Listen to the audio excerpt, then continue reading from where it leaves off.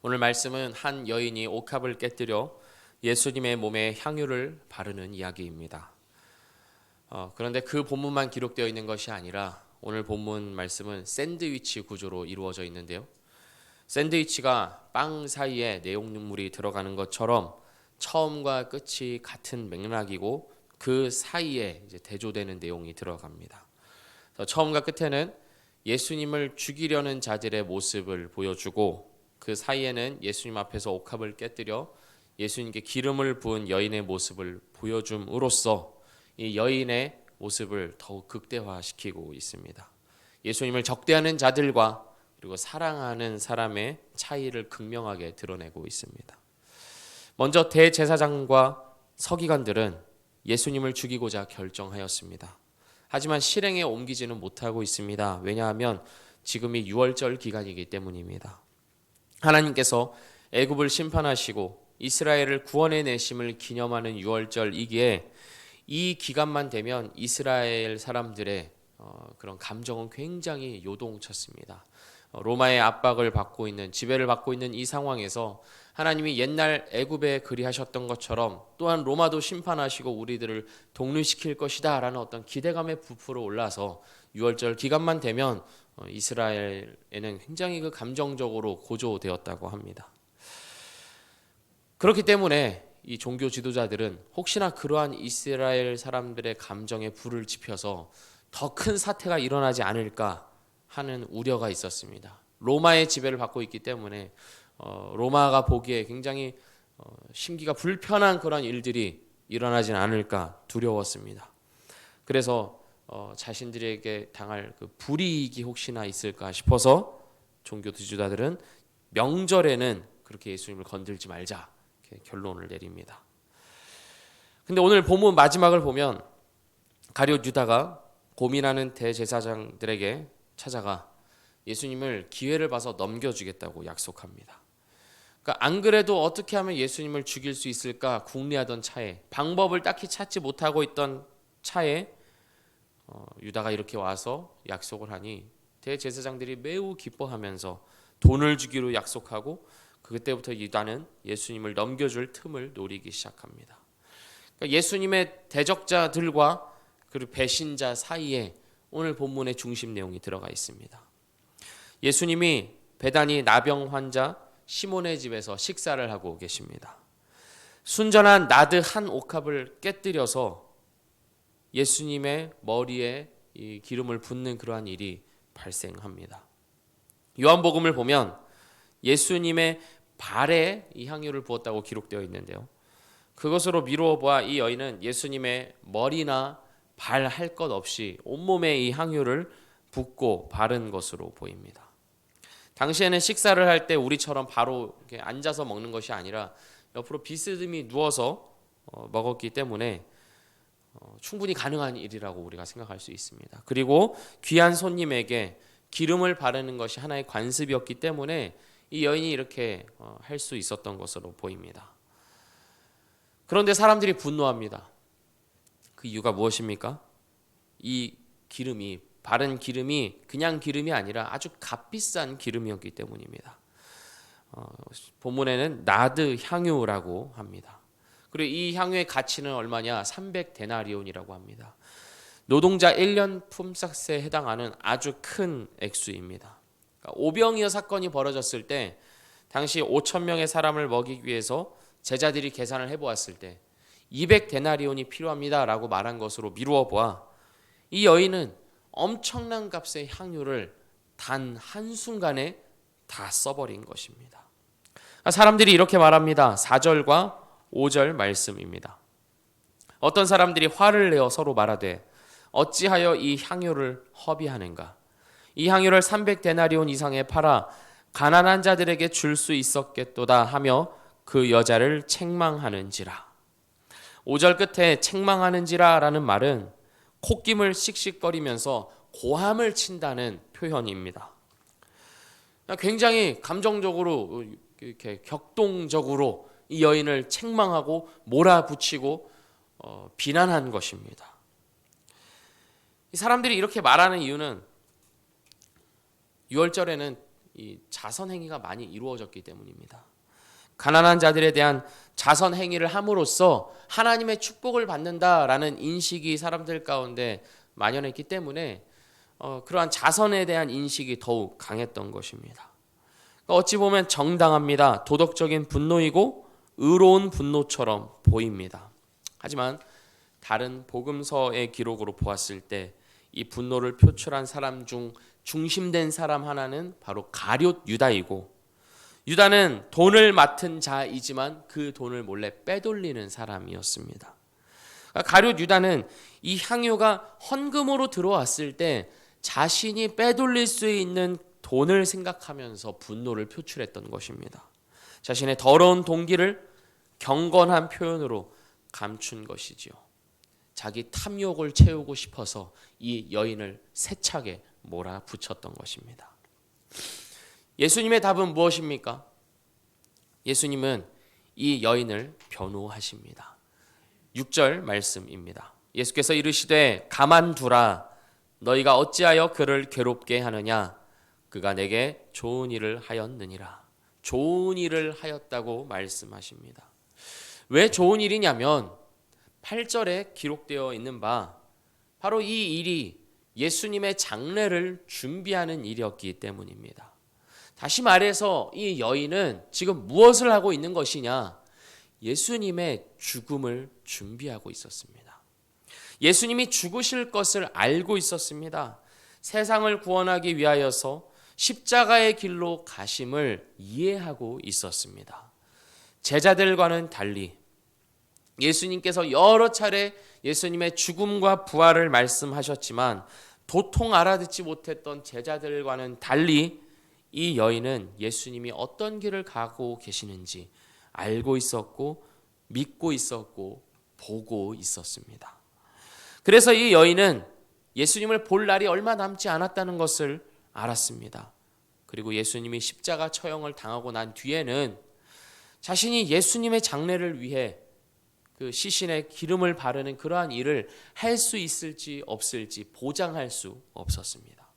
그래서 여인은 예수님이 지금 가까이 계실 때, 지금 자기의 옆에 바로 계시는 바로 이때에 자기가 할 수 있는 모든 힘을 다하여서 예수님을 섬기고자 하였던 것입니다. 이 여인은 예수님의 죽음의 이유, 십자가의 가치를 알고 있었습니다. 그래서 그 가치에 걸맞는 자신의 모든 힘을 다한 사랑을 예수님께 드리기 원했습니다. 그리고 예수님은 이 여인의 마음을, 그 사랑을 기뻐 받으신 것입니다. 사실 예수님께서 흘리신 그 보혈의 값에 비하면 이 나드 향유가 아무리 큰 값이라 할지라도 비할 수 없을 것입니다. 이 여인은 자신이 가진 모든 것을 털어서 예수님을 섬김으로써 십자가의 가치가 얼마나 큰 것이며 얼마나 그 가치가 무거운 것인지를 당시의 모든 사람들에게, 그리고 오늘날 우리들에게 알려주고 보여준 것입니다. 유다를 포함한 제자들은 모든 것을 경제적인 가치로만 판단해서 이해하느라 정작 무엇이 중요한지를 보지 못했습니다. 그렇습니다. 가난한 자들을 돕는 것보다 더 우선시 되어야 할 것이 무엇이겠습니까? 세상을 구원하기 위하여서, 나를 위하여서 죽음의 자리로 묵묵히 걸어가신 예수 그리스도, 하나님의 아들을 향한 사랑과 경배입니다. 십자가의 죽음으로써 온 세상을, 나를 구원하신 주님을 향한 합당한 반응을 보이는 것, 그것이 자선보다 우선시 되어야 하는 것입니다. 가난한 자들을 돕지 말아야 한다는 것이 아니라 그 가난한 자들을 돕는 것조차 예수 그리스도의 사랑과 떨어져 있을 수 없으며, 그리고 주님을 향한 사랑과 경배와 예배가 그보다 먼저 되어야 한다는 것입니다. 사랑하는 미랄교회 성도 여러분, 우리에게 있어서 십자가의 가치는 어떠합니까? 십자가의 가치는 얼마만큼의 무게를 가지고 있습니까? 실제 나의 삶 가운데서, 나의 생각과 마음 가운데에서 이 십자가의 가치는 어떤 의미를 가지고 있으며 어떤 영향을 끼치고 있습니까? 그리고 그것이 실제로 나의 삶 가운데 어떠한 자리를 차지하고 있습니까? 오늘 우리는 이 여인을 보면서 이 십자가가 우리 안에서 어떤 자리를 차지하고 있는지를 돌아보며 이 여인의 모습으로 살아가기를 구하면서 살아가야 할 것입니다. 십자가가 그 보혈의 가치가 무엇보다도 나에게 중요함을 인식하며 그 인식에서 그치는 것이 아니라 우리의 삶 가운데서 흘러나오기를 주의 이름으로 축복합니다. 바로 그러한 모습을 주께서 기뻐 받으시는 것입니다. 세상 모두가 그를 비난하고 소리를 치면서 고함을 내지르면서 어떻게 그런 일을 할 수 있냐고, 왜 낭비를 하냐고, 왜 의미 없고 쓸데없는 짓을 하냐고 비난할 때조차 주님은 그 사랑을 귀히 여기시고 받아주셨다는 것을 생각하면서 우리는 우리의 삶 가운데서 우리의 가장 중요한 것을, 우리의 시간과 물질과 에너지를 이 십자가의 가치를 드러내며 이 십자가의 무게를 위하여서 드리는데 아끼지 말아야 할 것입니다.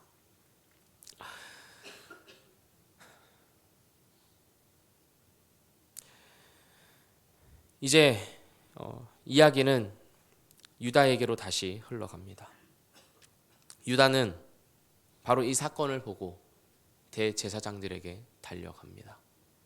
예수님께서 어떤 경제적인 가치보다도 이 여인의 행동을 가장 칭찬하시며 귀히 여기신 것을 보면서 이분이 내가 따를 뿐이 아니라는 것을 이제 깨닫습니다.